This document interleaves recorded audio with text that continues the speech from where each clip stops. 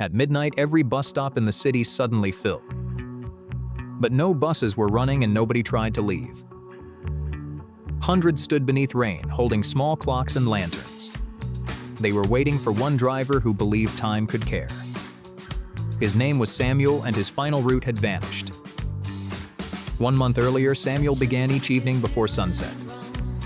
He checked every mirror, light seat, and emergency handle.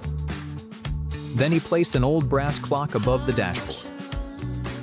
It always ran exactly 60 seconds slower than station time. Other drivers joked that Samuel's bus lived in yesterday. Samuel only smiled and started the final neighborhood route. At every stop, he waited 1 full extra minute. Some passengers complained when the doors remained open too long. Samuel watched the sidewalks instead of watching the clock. He knew late footsteps often belonged to worried people. One rainy evening, Eli ran toward the final stop. His red backpack bounced while his shoes splashed through puddles. The bus doors should have closed before he reached them. But Samuel saw the boy and quietly waited. Eli climbed aboard, breathing hard and fighting frightened tears. He had stayed late because his mother missed work. Without that bus, he would walk 4 dangerous miles alone. Samuel gave him a towel and the front seat. Then he called the hospital where Eli's mother worked. She answered, relieved that someone had found her son. Eli watched the rain slide across the Wormsbus window. For the first time that evening, he felt completely safe. At his stop, Samuel waited until the apartment light appeared. Eli waved from the doorway before Samuel continued driving.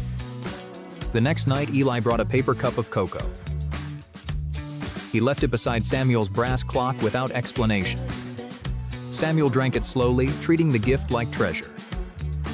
Several days later, Maya reached the hospital stop late.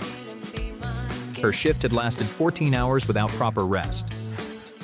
She saw the bus pulling away and lowered her head. Samuel noticed her reflection and pressed the brake gently. The doors reopened and warm light spilled onto the pavement. Maya climbed aboard, too tired to offer a full smile. Samuel moved his coat onto the coldest empty seat. Then he lowered the lights so she could rest. Maya slept through 6 stops without anyone disturbing her. Passengers whispered and moved quietly around the exhausted nurse. Samuel woke her gently 1 stop before her home. She opened her eyes, confused by the sudden kindness. The next evening, Maya brought a small first aid box. She placed it beneath Samuel's seat for future passengers.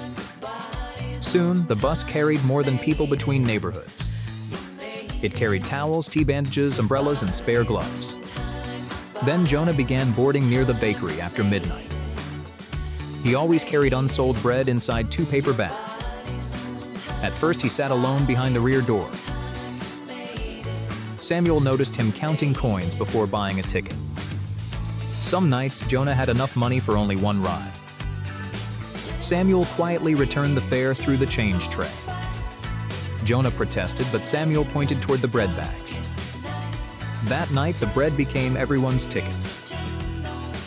Passengers shared warm rolls while rain covered the windows. A lonely bus slowly began feeling like a kitchen.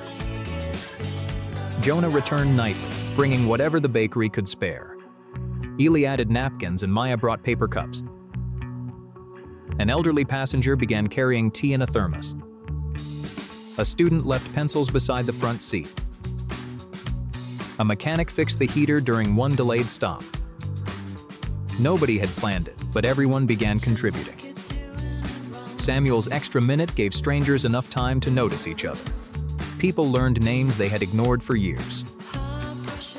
They shared job leads, medicine, food, and safe walk. The final bus became the warmest room after midnight. Yet transport reports showed a completely different story. Samuel's route arrived late almost every single evening. Managers saw delays, low profits, and an aging vehicle. They never measured frightened children or exhausted nurses. Director Dana Grant boarded without announcing who she was.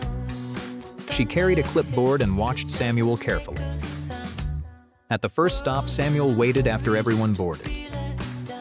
Dana checked the empty pavement and frowned. At the next stop, he waited another full minute. A delivery worker appeared just before the doors closed.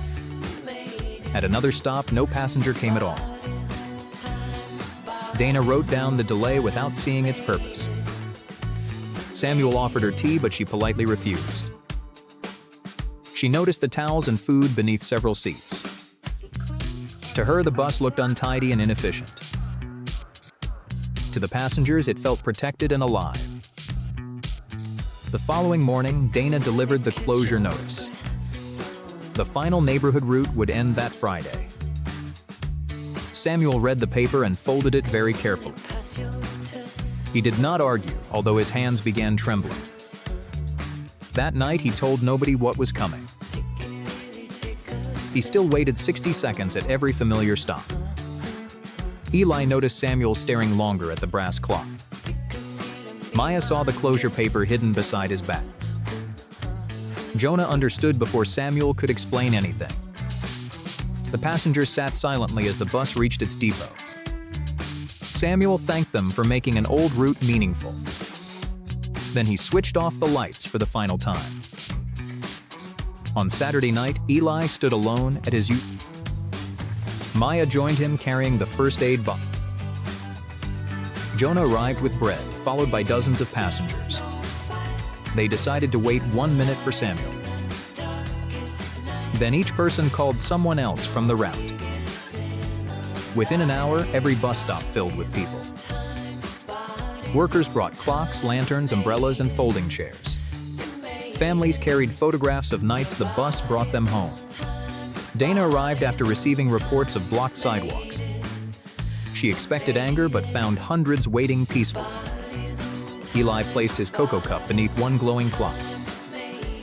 Maya showed the supplies passengers had shared for years. Jonah handed Dana a warm roll from the final route. Then Samuel arrived, walking instead of driving. Every clock in the street stopped for 60 seconds. The silence felt larger than any protest Dana had heard. She noticed Samuel carrying the old brass dashboard clock. Dana recognized the tiny wing engraved behind its hands. It had belonged to her grandfather, the company's first driver. Young Samuel had once repaired his bus during a storm. Her grandfather gave him the clock with one promise: never measure a journey only by when it ends. Dana returned the route keys before the minute finished, and every stop kept 1 extra minute for whoever needed it. Before sunrise, hundreds walked toward the dark cobbler shop. Inside, believed his final day had passed unnoticed. Every repaired pair carried one tiny blue stitch underneath. That blue stitch had quietly connected countless grateful lives. Weeks earlier, the little shop still opened each morning. Elias unlocked his shop before neighboring windows showed light. He arranged every tool like setting a careful table. Every repair ended with one small blue thread signature underneath.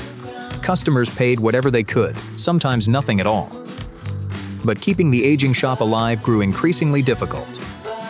His coins dwindled while every repair still needed materials. Even basic supplies slowly disappeared from his wooden shelves. One faded photograph why his shop existed. He promised worn shoes would never cause anyone shame. That morning, Jamie's red sneaker split before reaching school. He hid the damage before nearby children could notice. Jamie sat alone, fearing lateness, laughter, shame, and embarrassment. Elias noticed him and welcomed him into the warmth. Jamie showed empty pockets before Elias mentioned any payment. Elias closed his hand and asked only for patience. He cleaned Jamie's sneaker as carefully as something new. Then blue thread sealed the loosened soles securely together. Jamie tested it and his lost confidence instantly returned. He offered one marble. Elias accepted it like treasure. Jamie ran to school wearing confidence with repaired shoes. That afternoon, Nurse Rosa arrived exhausted, her heels split. Seeing the payment bowl, she quietly began turning away. Elias tapped the window before exhaustion carried her onward. Rosa sat silently, too tired to explain her journey. Elias served warm tea before beginning the needed repair. While Rosa slept, he worked without disturbing her peace. He strengthened her heel, finishing again with blue thread. When Rosa paid, Elias protected the meal she needed. She returned to work standing straighter, calmer, and stronger. That evening, Daniel's work boot split during final delivery. Cold rain filled it, but unfinished work still waited. Elias brought Daniel and his cart safely beneath shelter. Daniel feared missing work could cost his delivery route. Elias used his strongest remaining leather for Daniel's patch. He reinforced the boot for many more difficult streets. Daniel tested it, Elias used his final patch. Elias sent him onward again before gratitude became obligation. Next morning, Clara brought Ava and her damaged shoe. Her coins could buy either dinner or the repair. Elias returned them before Clara sacrificed her family's meal. Ava watched Elias inspect her shoe with complete seriousness. He cut leather from his own shoe for hers. Blue thread closed the tear and eased Clara's worry. Ava walked carefully until bright joy replaced her nervousness. She offered Elias a flower drawing as heartfelt payment. He displayed it beside Jamie's marble like priceless treasure. Soon, stories about the quiet cobbler spread across neighborhoods. May brought yellow flowers, remembering her repaired winter boots. Rosa returned with warm tea and sandwiches for Elias. Daniel delivered donated leather gathered from warehouses across town. Jamie swept the shop after school without being asked. Clara cleaned windows while Ava dusted the lower shelves. Neighbors brought supplies, food, and tools without calling repayment. Blue thread footprints symbolically connected strangers throughout the whole neighborhood. Elias welcomed everyone, hiding how exhausted he had become. At night, decades of work left his hands trembling. One evening, blue thread slipped repeatedly from his fingers. Elias finally wondered whether he could continue repairing shoes. Meanwhile, hidden debts grew far beyond anyone else's knowledge. Then Rowan arrived carrying the decision Elias feared most. The building was sold, forcing the shop to close. Elias accepted quietly, making uncomfortable Rowan slowly look away. Jamie entered. Elias hid the notice beneath his apron. He kept working so no final customer felt abandoned. Rosa noticed trembling hands, but Elias blamed the cold. After closing, Elias prepared to leave his oldest friend. He packed every small gift before any expensive tool. Elias closed the shutters, believing everyone would move on. Morning revealed a wooden barrier, replacing the welcoming doorway. Jamie arrived first and froze before the sealed entrance. Soon, familiar faces gathered anxiously outside the darkened shop. Jamie discovered the hidden notice Elias kept from them. Daniel asked how many lives Elias had quietly supported. Rosa noticed blue thread still holding her heel together. One by one, everyone revealed the same blue signature. It marked school shoes, work boots, and forgotten pairs. May carried Elias's story carefully from doorway to doorway. Daniel showed workers the patch that saved his route. Rosa told co-workers, once let her rest. Jamie and Ava showed families dignity begins with shoes. Clara learned nearly every nearby street held Elias's. By evening, blue thread paths led everyone toward the shop. Across town, Elias alone inside a rinse it. He wondered whether quiet kindness ever leaves lasting traces. Then distant lanterns began moving slowly through heavy rain. Elias saw hundreds walking together toward the old shop. He carried his box and followed the lanterns home. The crowd lined repaired shoes along roads as testimony. Jamie raised his sneaker before Rowan and the keys. Others raised repaired shoes, each holding different personal memories. Rowan expected anger but encountered deep, overwhelming gratitude instead. When Elias arrived, the street opened a path forward. Jamie embraced him, proving the shop still remained alive. Rosa returned his apron. Daniel gently returned his hammer. Ava returned her drawing among hundreds of living memories. Rowan saw blue thread, then froze beside the photograph. The frightened child in Elias's photograph was young Rowan. Decades earlier, Rowan hid torn shoes beneath the rain. Young Elias repaired them freely, creating his blue signature. That kindness let Rowan enter school free from humiliation. Rowan forgot Elias's face, but completely remembered the feeling. He removed the barrier and unlocked the door himself. Rowan returned the keys as repayment for old kindness. Neighbors entered immediately, ready to rebuild Elias's legacy together. Carpenters strengthened roofs while families restored every worn surface. Rosa added a chair so could finally rest. Daniel built a rolling table for gentler seated work.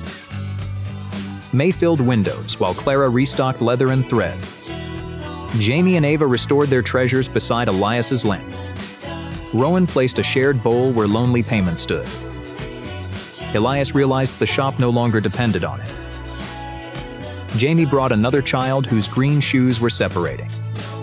Elias guided Jamie's hands, turning kindness into practical skill. Jamie's first blue stitch connected another hopeful young life. Kindness returned through everyone still walking because of Elias. In the coldest week of winter, scarves covered the entire street. Hundreds of neighbors were tying them to one iron fence. Behind that fence stood Alma's tiny closed yarn stall. She thought nobody would notice when it disappeared. But the whole street had come back for her. 1 month earlier, winter arrived much too fast. Every morning, Alma opened her little stall alone. It stood beside an old bus stop fence. She sold yarn, buttons, and handmade mittens. But she always made one thing free. Each morning, she hung scarves on the fence. Red scarves, blue scarves, and mustard scarves. No price tags ever touched the wool. Alma only smiled at passing strain. She believed warmth should never wait for money. Most people thought the scarves were decoration. Then one freezing school morning, Ben stopped there. His small hands were red from cold. He had forgotten his scarf at home. He tried hiding his shaking hand. Alma noticed before he said a word. She lifted a mustard scarf from the fence. Ben stepped back, embarrassed and unsure. Alma wrapped the scarf around him gently.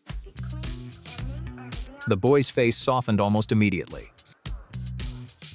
He touched the scarf like treasure. Alma tucked the ends neatly into place. Ben offered 1 coin from his pocket. Alma closed his hand and shook her head. Then she pointed him toward school. Ben ran off warmer and taller somehow. That afternoon, he waved from across the street. The scarf still glowed against the gray cold. Sometimes kindness becomes visible from far away. 2 nights later, Nora arrived after hospital duty. Wind pushed hard against her tired shoulders. Her thin scarf was already soaked through. She stopped beside the fence and shivered. Alma stepped outside holding a deep blue scarf. Nora tried to refuse with a tired smile. Alma placed hot tea into her hands first. Then she draped the dry scarf over her shoulders. Nora closed her eyes for 1 second. It was the first warmth all day. Alma asked nothing and expected nothing. Nora left with tea, warmth, and quiet relief. The next evening, she came back. This time, she brought extra bandages and tea. Soon after, Kai arrived in the rain. His delivery route had kept him outside for hours. His orange jacket blocked wind, not winter. His neck and ears were painfully cold. Alma chose a long rust-red scarf. Kai laughed, saying he could not pay. Alma looped it twice around his neck. Then she tapped his delivery bag and smiled. Kai hurried away through freezing rain. But he looked back 3 times. The 3rd time, he lifted one grateful hand. A week later, he returned with bread. He said the bakery had leftovers. Alma knew it was chosen for her. She accepted it like a gift of honor. Then Thomas began appearing near sunset. He always sat at the far bus bench. He carried a framed photograph every evening. He rarely boarded any bus at all. Alma watched him from her stall quietly. One evening, the cold became too sharp. Thomas's hands trembled around the photograph. Alma walked over with a soft beige scarf. She draped it across his shoulders gently. Thomas stared at the scarf in surprise. Then he looked at the photograph. He said his wife used to knit. Alma sat beside him without speaking. After a long silence, Thomas smiled sadly. The bench no longer felt so empty. He returned every evening after that. Alma began bringing 2 paper cups of tea. Then Hannah arrived from another country. She stood near the fence reading bus map. Snow fell harder around her shoes. She looked lost and too proud to ask. Alma stepped outside with a teal scarf. Hannah pointed at the map helplessly. Alma could not speak Hannah's language, so she used gestures and warm hands. She wrapped the scarf around Hannah first. Then she drew the route in snow. Hannah finally understood and smiled with relief. The next day, she returned with an orange notebook. She had drawn Alma and the fence inside. Alma laughed and pinned the drawing nearby. Soon the fence held scarves and small gifts. Bread from Kai and flowers from Thomas appeared there. Ben tied a paper star to the rail. Nora left hand warmers in a basket. Hannah helped others read the bus map. The fence slowly became a place of welcome. But winter was not Alma's only problem. Her yarn supply was running dangerously low. Bills piled under the cash box unseen. The old stall roof leaked every night. Still, Alma kept hanging free scarves. Then Ms. Reed came with city paper. The fence and stall would be removed. A new shelter project would replace them. Alma listened quietly and nodded once. She hid the papers beneath folded yarn. She never told Ben or the others. Instead, she knitted later into the night. She finished every last piece of yarn. The final scarf was deep red. She hung it at the center rail. Then she locked the stall for the last time. The next morning, the fence stood empty and cold. Ben arrived first and froze in place. Nora, Kai, Thomas soon followed. They understood the street had lost its warmest heart. 40 strangers carried chairs through storm toward Mara's cafe. Inside, Mara believed nobody would arrive before closing forever. That empty chair had quietly changed many forgotten lives. Now those lives returned to protect the woman inside. The story began 1 week before the cafe died. Every morning, Mara opened her cafe before neighbors awakened. She cleaned tables as though an honored guest approached. At table 7, she always placed one extra chair. Beside it, she left soup for whoever needed kindness.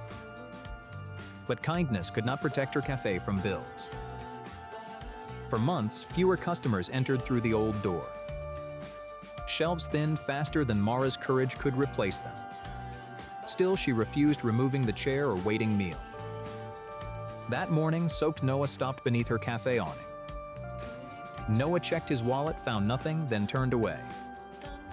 Meera opened the door and pointed toward that chair. She explained the meal had already been paid for.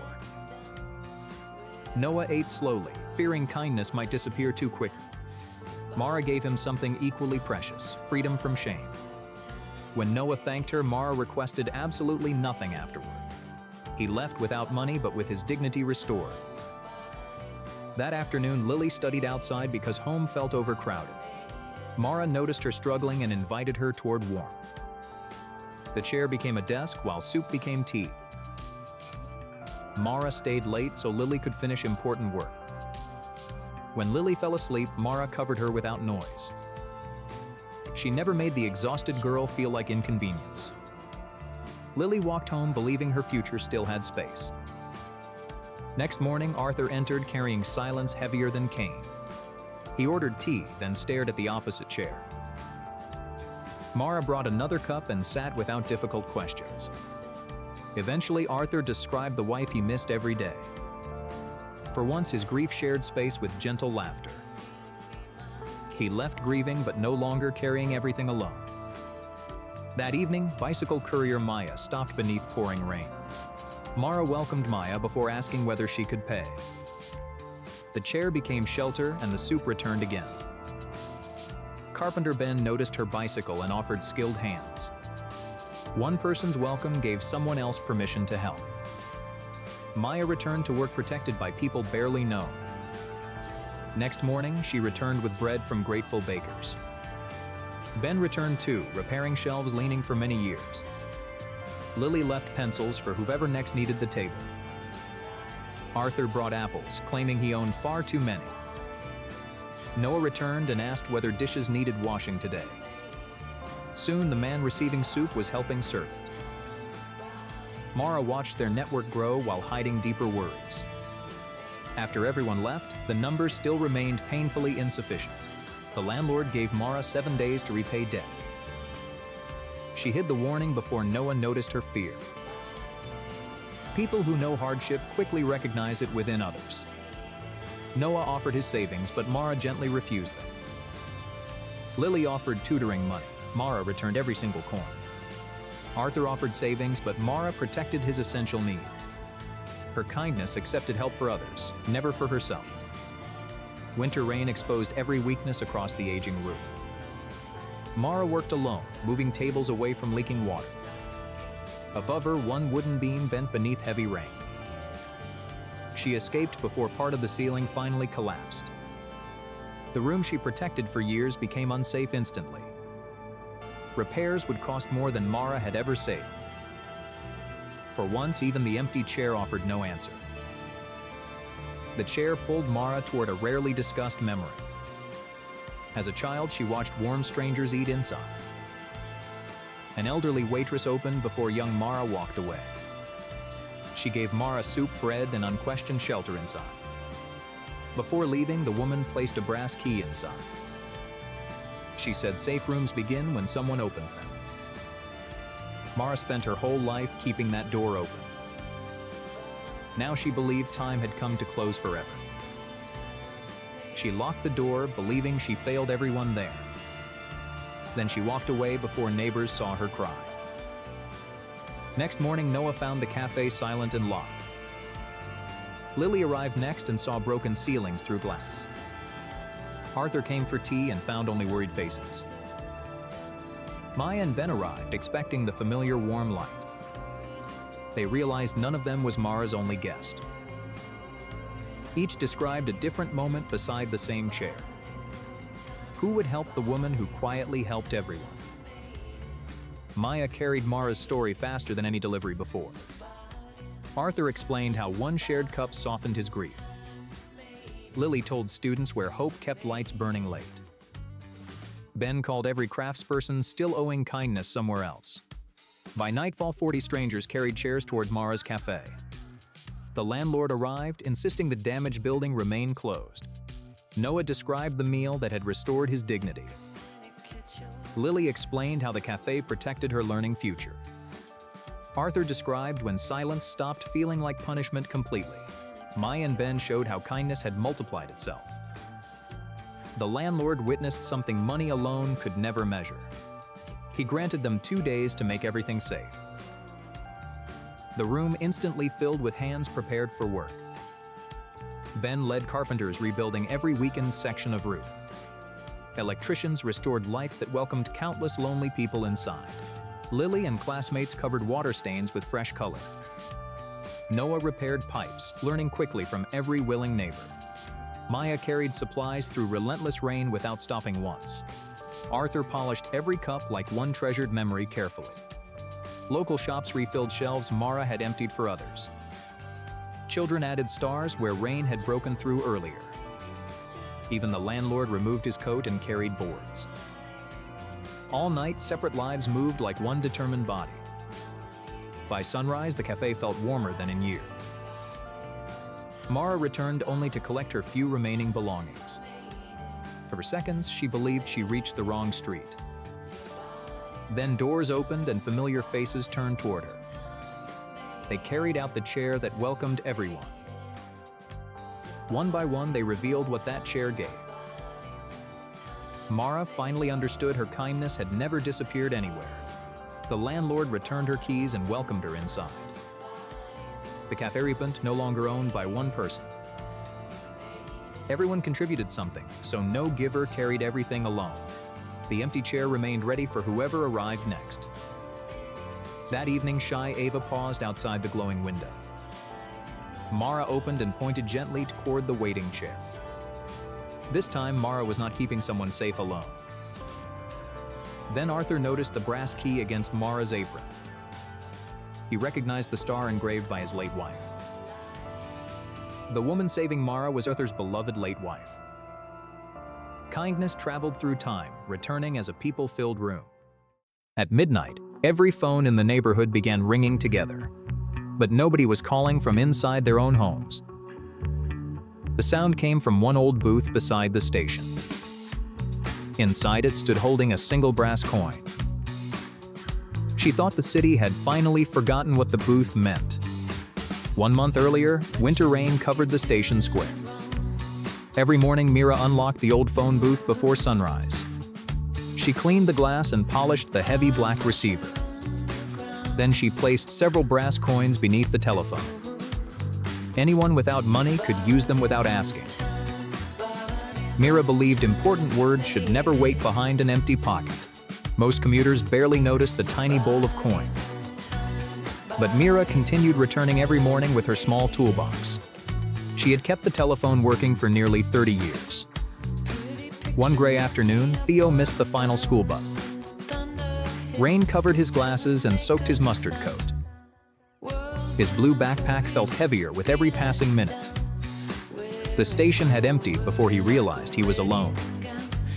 Theo searched his pockets and found no phone or money. He tried to remain brave beneath the station clock.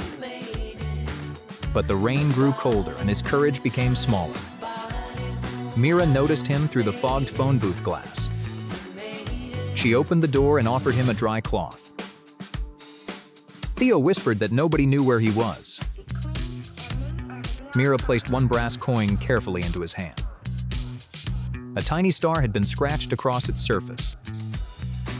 She showed him how to lift the receiver slowly. Theo dialed his mother's number with trembling fingers. When her voice answered, his frightened shoulders finally relaxed. Meera waited outside, giving the boy privacy and dignity. 10 minutes later, Theo's mother arrived through the rain. She held him tightly beneath one wide blue umbrella. Theo returned the brass coin, but Meera shook her head. She told him to keep it for another difficult day. Sometimes safety begins with knowing somebody can still be reached. Several nights later, Luis stopped beside the booth after work. His delivery bicycle had broken 3 streets away. His hands were cold and his rented phone was dead. He needed to tell his manager before losing tomorrow's route. Luis found the bowl empty after a long, difficult day. Meera opened her purse and gave him her final coin. Luis promised to repay her when his wages arrived. Meera only pointed toward the telephone and smiled. He called his manager and explained the broken bicycle.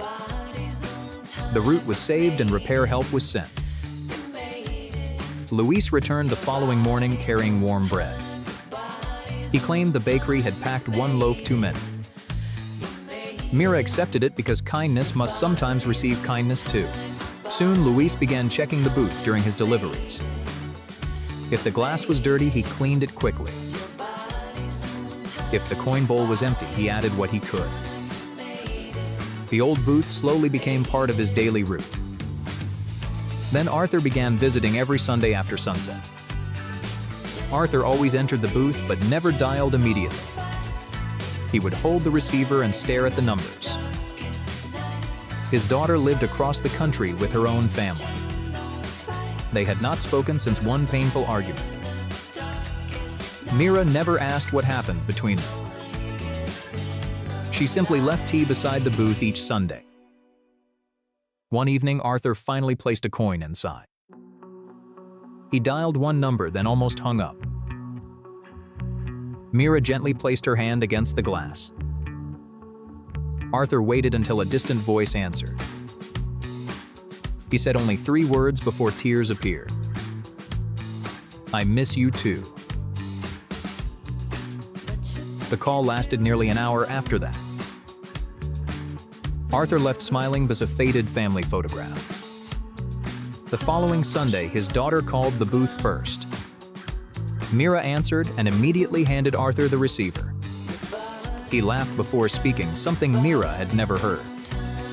Sometimes connection returns when pride becomes quieter than loneliness. A teenage student named Nia discovered the booth during exams. Her family shared one small apartment with constant noise. She used the booth to call a volunteer tutor. Meera held an umbrella outside while Nia studied instructions. Night after night, the same distant tutor answered patiently. Nia filled a green notebook with careful diagrams and answered. One evening, the tutor could not call at the usual time. So Luis brought a small lamp and waited nearby. Theo brought sharpened pencils and a paper cup. Arthur brought biscuits and quietly tested her questions. Meera watched 4 strangers become a study team. Nia passed the exam 2 weeks later. She returned wearing the widest smile in the square. Then she placed several coins beneath the receiver. Those coins became calls for jobs, families, and second chances. People began leaving umbrellas, tea, bread, and bus cards nearby. The old booth became the smallest community room in the city. Miss Cole arrived carrying plans for station renovation. The booth would be removed before the month ended. Meera listened quietly while gripping her brass key. She tried explaining what happened there after dark. But invisible kindness looked like an empty box on paper.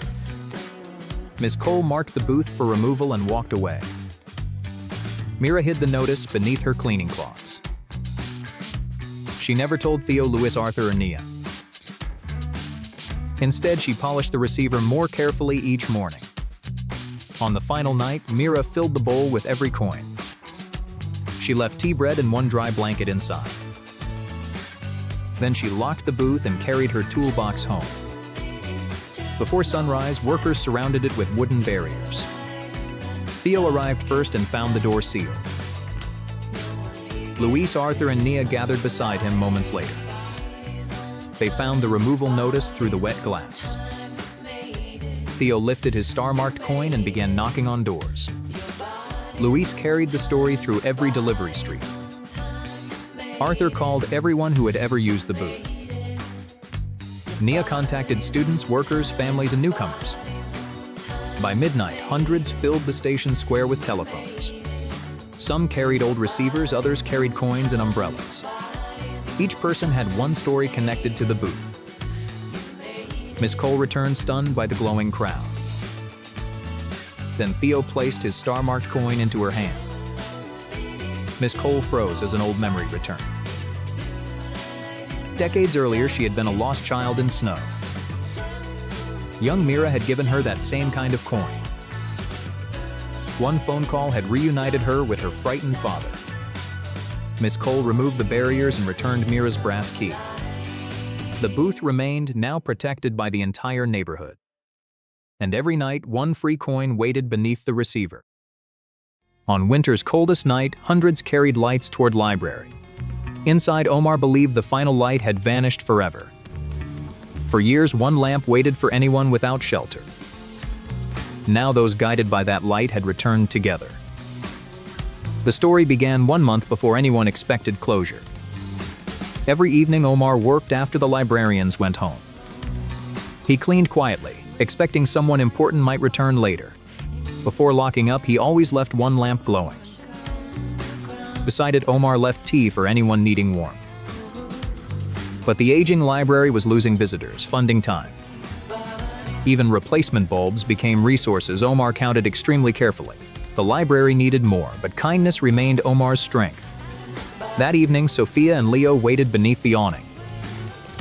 Sophia believed they had arrived too late for computers. Omar opened the side door, pointing toward the light. He welcomed them before asking why they came late. Sophia needed work. Leo needed somewhere peaceful for study. When the computer failed, Omar repaired its cable patiently. Sophia continued typing while Leo faced another problem alone. Omar transformed the difficult question into 3 simple objects. The answer appeared, but confidence mattered far more afterward. Near midnight, Sophia finally completed the application she feared. When she offered payment, Omar protected tomorrow's necessary money. They walked home carrying hope absent just hours earlier. Several nights later, Malik stopped after missing another address. He hid reading difficulties for years behind confident speed. Omar noticed the paper, asking nothing that might wound. Malik finally admitted some street names still defeated him. Omar answered with practical tools instead of pitying Malik. Together, they turned addresses into landmarks, colors, remembered turns. Night after night, Malik practiced following his final delivery. Then maps became words, and words became less frightening. The first route Malik read alone felt city-sized inside. For once, Malik reached a door without pretending understanding. He returned with bread, calling it merely accidental extra. Another evening brought June, carrying photographs and private silence. She visited annually since her husband's death changed everything. Omar placed 2 cups honoring someone alive through memory. June spoke while Omar pretended shelves still needed dusting. When her voice weakened, Omar sat and shared silence. Grief remained, but briefly stopped feeling completely lonely there. June left carrying the photograph with slightly less weight. Then Anna appeared outside after evening language classes ended. She feared entering, yet remained determined to keep learning. Omar opened the door without exposing her visible fear. Anna entered slowly, expecting the room might reject her. He began with pictures because understanding precedes spoken language. Books, chairs, windows, and cups slowly gained new sound. Leo joined Anna, using drawings whenever words became difficult. Malik shared lessons he had once feared requesting himself. June offered conversation slowly enough for courage to follow. One night, Anna wrote her first complete sentence alone. The room celebrated soft, protecting her fragile new confidence. Soon, Anna guided another newcomer through that uncertain doorway. Sophia returned, helping others complete forms she once feared. Malik created route guides for workers hiding similar struggles. June started tea circles where grief never whispered alone. Anna prepared picture lessons for newly arrived community members. After closing, the library grew warmer than during daytime.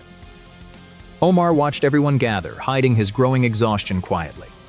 Then Ms. Vale arrived, carrying the city's final decision.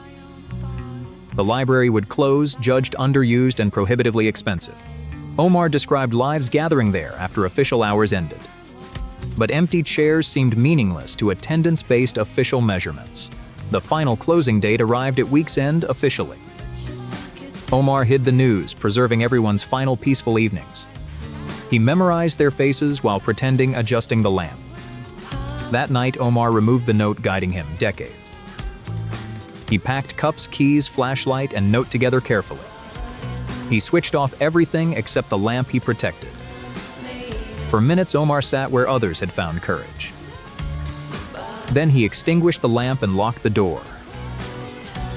Next evening, Sophia and Leo found only complete darkness. Malik, June, and Anna arrived carrying familiar evening offering. Anna discovered documents Omar had deliberately hidden from everyone. Sophia understood Omar had protected them from painful truth. Malik wondered how many lives passed beneath that light. June remembered anniversaries made survivable within that quiet room. Leo displayed schoolwork he once believed impossible to finish. Anna opened the notebook that began with pictures, fear. Sophia showed the job born from one late application. They realized Omar's lamp had reached far beyond them. Sophia began knocking on every door she could reach. Malik carried the story faster than any delivered package. Anna found newcomers who once entered through Omar's doorway. June shared how one quiet chair carried her grief. Leo asked every student to bring light and memory. By next night, the city seemed to carry stars. Hundreds crossed snow toward the library Omar believed unwanted. Ms. Vale expected closure but found one living city. Sophia described how one unlocked door protected two futures. Malik showed patience transforming hidden shame into new independence. June explained the library made grief feel less exiled. Anna showed language growing beneath Omar's patient evening light. Hundreds raised ordinary objects that had changed their lives. Vale understood its value, though repairs still remained necessary. Leo placed one lamp upon the steps and waited. One by one, city formed a path inside. Across town, Omar noticed the old library glowing again. When Omar arrived, hundreds turned toward him silently together. Leo returned the flashlight guiding countless difficult evenings before. Sophia returned thermos, Malik cups, Anna the folded note. Omar unfolded the message carried throughout most of life. The note pulled him toward a storm decades earlier. A librarian once opened this side door for him. She taught Omar reading after everyone else went home. Before retiring, she gave one key and simple instruction. Vale recognized the librarian photographed as her own mother. Her mother taught Omar requesting one light remain on. Vale reopened the same door her mother opened before. The city entered together, proving the room still lived. Builders repaired roofs while electricians restored every failing light. Sophia created evening desks for people seeking work opportunities. Malik taught root reading to workers hiding similar struggles. June placed two cups wherever grief needed patient company. Anna welcomed newcomers with pictures before requesting spoken words. Leo became the patient helper he once needed himself. Vale created shared keys so no one carried everything. Omar returned the original lamp to its familiar place. The light stayed on for whoever arrived needing shelter. 30 neighbors ran through the storm toward one locked basement door. Behind that swollen wooden door, Evan was trapped completely alone. Most of the people outside barely even knew his name. Yet every one of them believed his life truly mattered. To understand why, we must return to the previous morning. Evan lived beneath the stairs of an aging apartment building. His tiny room contained nearly everything he still owned. A jacket, some tools, and one faded childhood photograph. That morning, he carefully counted the last coins in his jar. There was not enough money to survive another difficult week. Still, Evan wrapped his mustard yellow scarf around his neck. It was the one possession he would never consider selling. Years earlier, an unknown stranger had given it to him.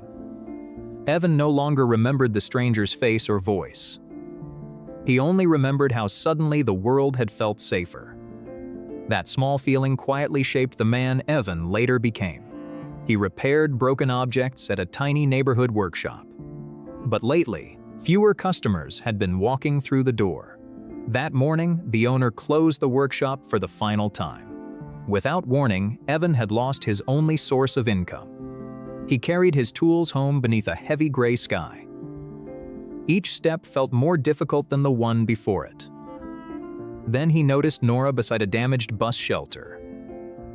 Her umbrella had turned completely inside out in the wind. The nearest safe building was several wet streets away. Evan looked at his umbrella and then looked at Nora. For him, the decision required almost no thought at all. He carefully placed the strong blue umbrella into her hands. Nora tried to refuse, pointing anxiously toward the cold rain. Evan only smiled and pulled his yellow scarf much tighter. Nora watched him disappear slowly down the shining wet street. Our minds remember people who make frightening moments feel smaller.